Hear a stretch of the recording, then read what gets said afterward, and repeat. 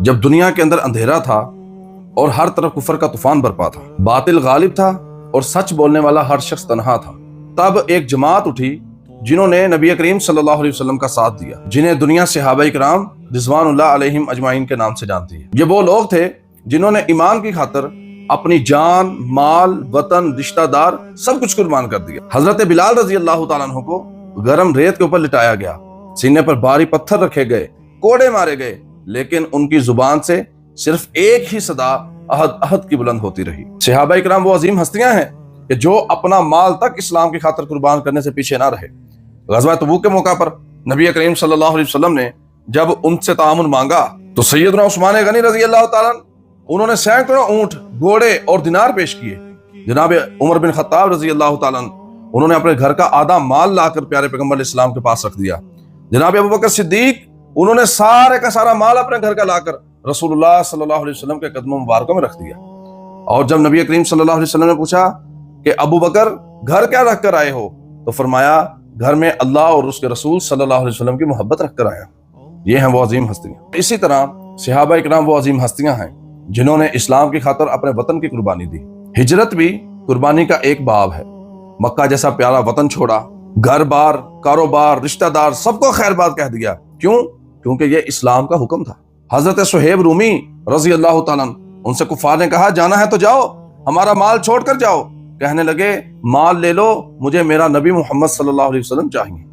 دنیا کے مال کی پرواہ نہیں کی، اپنا وطن چھوڑ دیا، سب کچھ چیزوں کی قربانی صرف اور صرف اسلام کی خاطر دی۔ اسی طرح صحابہ نے اسلام کی خاطر اپنی جانیں بھی لٹا دی۔ غزوہ بدر، احد، خندق، خیبر، تمام میدانوں کے اندر صحابہ نے اپنی جانیں قربان کی۔ حضرت انس بن نضر رضی اللہ تعالیٰ عنہ نے احد کے میدان میں کہا یا اللہ میں ان کے اس عمل سے بری ذمہ ہوں اور تیرے رسول سے پیچھے نہیں ہٹوں گا۔ اتنی بات کہہ کر دشمن کی صفوں میں گھس گئے اور شہادت کا جام نوش کر لیا۔ اور اسی طرح صحابہ نے ایمان اور اسلام کی خاطر اپنے رشتہ داریوں کو بھی قربان کر دیا۔ بدر کے میدان میں باپ بیٹے کے سامنے آیا، بھائی بھائی کے سامنے آیا، لیکن جب بات ایمان کی آئی تو پھر رشتہ داریوں کی تمام زنجیریں توڑ دی گئیں۔ حضرت ابو عبیدہ رضی اللہ تعالیٰ عنہ نے اپنے کافر باپ کو خود مارا کیونکہ اللہ اور اس کا دین ان کے لیے سب سے مقدم تھا۔ اور اسی طرح آج لوگ بکواس کرتے ہیں، باتیں کرتے ہیں سیدنا ابوبکر صدیق رضی اللہ تعالیٰ عنہ کی صداقت اور ایمان کے اوپر۔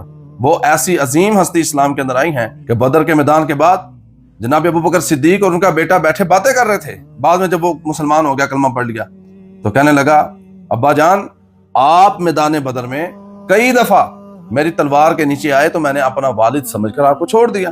جناب ابوبکر صدیق کہتے ہیں بیٹا تو نے تو مجھے باپ سمجھ کے چھوڑ دیا تھا، لیکن کہیں تو میری تلوار کے سامنے آ جاتا میں تجھے اللہ اور محمد صلی اللہ علیہ وسلم کا دشمن سمجھ کر قتل کر دیتا۔